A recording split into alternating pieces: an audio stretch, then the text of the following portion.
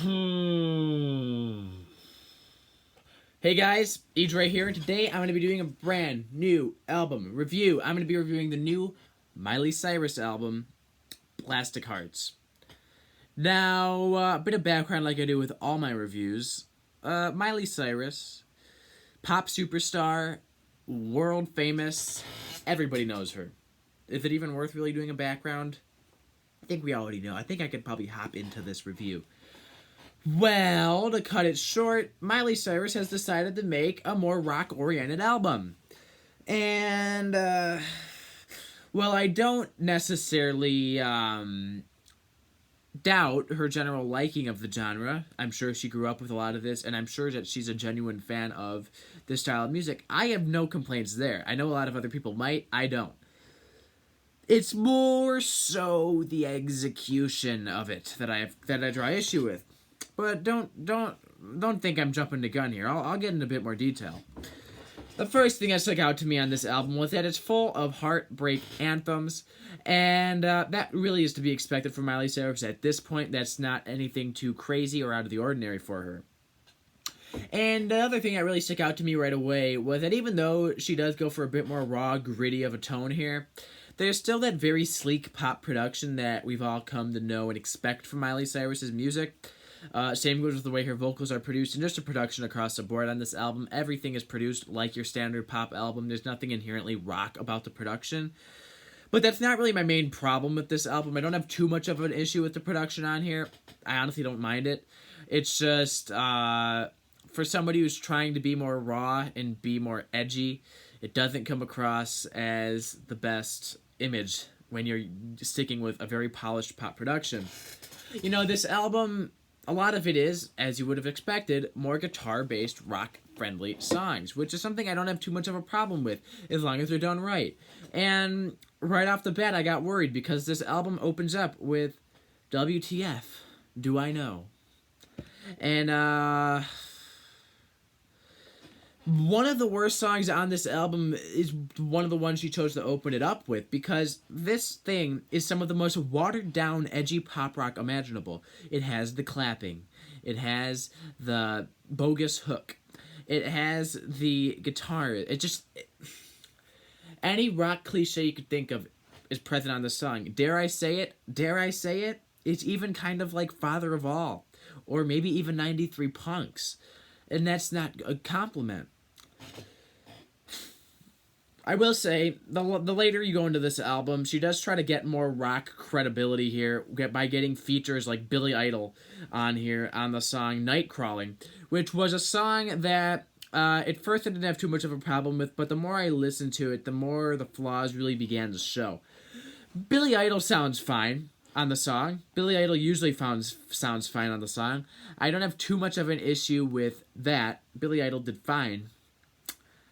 But the song itself plays out like sort of a synth rock stadium anthem with some of the most corny and cheesy synth pads I have heard used all year, and with one of the most obnoxious synth leads I've heard all year as well. And once again, she also tries to get even more rock credibility with the Joan Jett feature on this song. And, well, once again, Joan Jett does fine. The feature sounds fine. I didn't have any issues with Joan Jett. The song itself has these, like, weird moaning throughout this track, which doesn't add any sort of complimentary touch. It just is straight up weird. And this is a common theme that popped up time and time again on this album. When she tries to be edgy, when she tries to be more in your face and raw and gritty, it doesn't come across that way. Instead, it just comes across as weird, and it didn't play out that well. The other song that really stuck out to me with a feature was The Edge of Midnight with Stevie Nicks, and it really plays into that White Wing Dove sample, that's for sure. A bit too much, I think, to the point where it literally just sounds like her covering it and then adding a verse here and there. The sample, it was mixed in there well. It didn't feel like it was necessary. I mean, right off the bat, I knew this was going to be a song that was going to really play off of that song when I heard that opening riff on the beginning of that song. I knew right away there was going to be a sample. Lo and behold, I was right. Now, don't get it twisted. This album is not really that pure of a rock album. There is a good amount of acoustic tracks on here as well, and I honestly do think some of the more acoustic tracks end up playing out much better and much more heartfelt than some of these rock songs.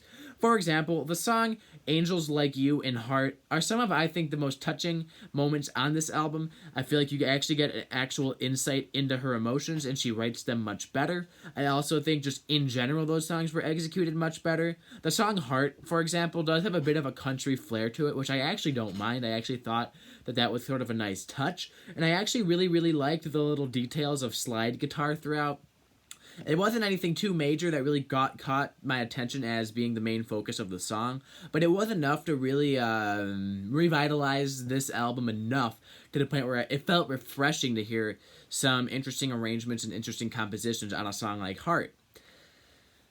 And there's also still a handful of songs that follow suit with a much more pop-friendly formula. Not really rock, not really acoustic, just sort of straight-up pop. The Dua Lipa song, Prisoner, really does come across as maybe the most pop-friendly song on here. It even has a bit of a synth-pop vibe to it as well, which is kind of to be expected if you're gonna get Dua Lipa on a song. I actually didn't mind some of the more pop-oriented songs. I actually think Prisoner was one of the better executed songs on here. I wasn't left feeling dissatisfied like I was with many of the more heavier rock songs on here. And lyrically, this album is in many ways a breakup album. I hate to say it, but it is very shallow. It lacks a lot of substance, and the few moments where she does show some substance and some true heartfelt emotions that's actually written well, they get overshadowed by the next song usually, because the next song is usually like this hype anthem trying to be like a stadium rock song. And she really has, and other than her heartbreak and her stuff like that, she has nothing else to talk about other than being a bad girl, being edgy. And on the rock song, she does that a lot. Like, a lot, especially on that Joan Jett song. At the end of the day here, Plastic Hearts, to me, felt... Miley Cyrus really did try. I feel like she really did try to make an album that played to her some of the rock influences she's liked so much, as well as some of the girl power influences like Joan Jett and Stevie Nicks. And unfortunately, well, I really wanted to like this album, and I really have not wanted to give another negative review, because a lot of my reviews have been very lukewarm lately. I've given 2 5s recently. I've been wanting to give a positive review, but honestly, I just feel like this album is so bland and watered down that it just doesn't leave much of an impact. And it sucks, because I could tell that she really wanted it to leave an impact, but it doesn't. At the end of the day, I have settled on giving Miley Cyrus's rock album, Plastic Hearts, a strong 4 out of 10. Now, anybody that doesn't know my reviews needs to know anything below a 5 is negative, anything above a 5 is positive.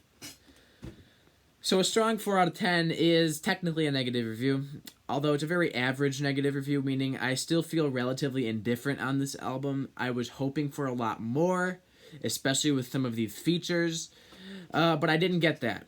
So at the end of the day, I have settled on giving Miley Cyrus Plastic Hearts an unfortunate strong 4 out of 10. Goodbye.